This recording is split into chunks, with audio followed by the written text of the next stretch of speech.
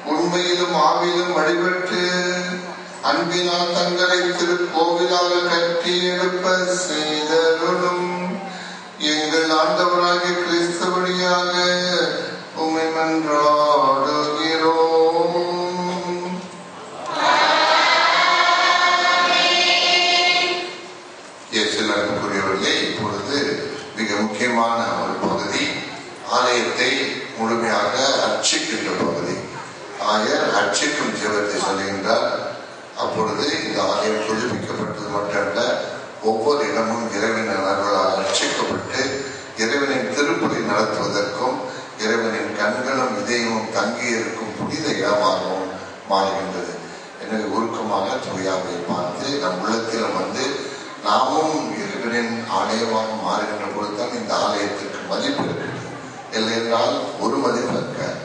எனவே நம்மை தூயாவின் ஆலயமாக மாற்றவும், இந்த ஆலயத்தை தூயாவின் தங்குமிடமாக மாற்றவும் இப்போது இந்த அர்ச்சிப்பு ஜெபத்திலே உருக்கமாக கொண்டாடுவோம். இறைவா, உமது திருச்சபையை அர்ச்சிப்பவரும் ஆள்பவரும் நீரே. உமது திருப்பெயரை நாங்கள் சிறப்பாக பறைசாற்றி விழா கொண்டாடுவது முறையே. இன்று விசுவாசிகளின் திருக்கூட்டம் இந்த ஜெப வீட்டை மிக சிறப்பான சடங்குகளால் உமக்கு என்றென்றைக்கும் நேர்ந்தளிக்க விடுகின்றது.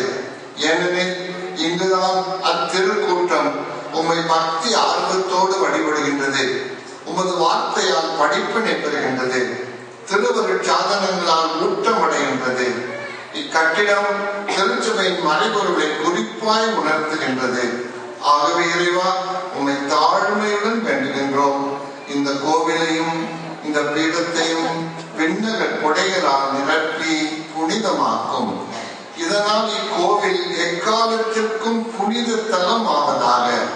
இப்பீடமும் கிறிஸ்துவின் பலிக்கு ஏற்றதாக என்றும் இருப்பதாக. இங்கே இறையருட்பெருக்கு மனிதரின் பிழைகளை போக்குவதாக. இதனால் பரம தந்தையே, பாவத்தால் உயிரிழந்த மக்கள் மீண்டும் அருள்வாக்கு பெற்று புது பிறப்பு அடைவார்களாக. இங்கே இறை மக்கள் திருப்பீடத்தை சுற்றி நின்று பாஸ்கா நினைவு வழியை கொண்டாடுவார்களாக. கிறிஸ்துவின் வார்த்தையாலும் திருவுடலாலும் ஊட்டம் பெறுவார்களாக. இங்கே புகழ்ச்சி பலியின் மகிழ்ச்சி எதிரொலிப்பதாக. வானக தூதரின் இன்னிசையோடு மாந்தரின் குரலும் ஒருங்கிணைவதாக. மண்டபத்தில் மீட்புக்காக இடைவிடா மன்றாட்டு உம் திருமுன் எழுவதாக. இங்கே எளியோர் இரக்கம் பெறுவார்களாக. ஒடுக்கப்பட்டோர் உண்மையான உரிமை அடைவார்களாக. மாந்தர் அனைவரும் மகிழ்வோடு வானக எருசலேமுக்கு வந்து சேரும் முறை உம்முடைய மக்கள் என்னும் மகிமைக்கு ஏற்றவாறு வாழ்ந்திடுவார்களாக. உம்மோடு தூயாவின் ஒன்றிப்பில் இறைவனாய் என்றும் வந்து ஆட்சி செய்கின்ற எங்கள் ஆண்டவரும் இயேசு கிறிஸ்து வழியாக மன்றாடுகிறோம். இப்பொழுது ஆயர் அவர்கள் இந்த பீடத்தை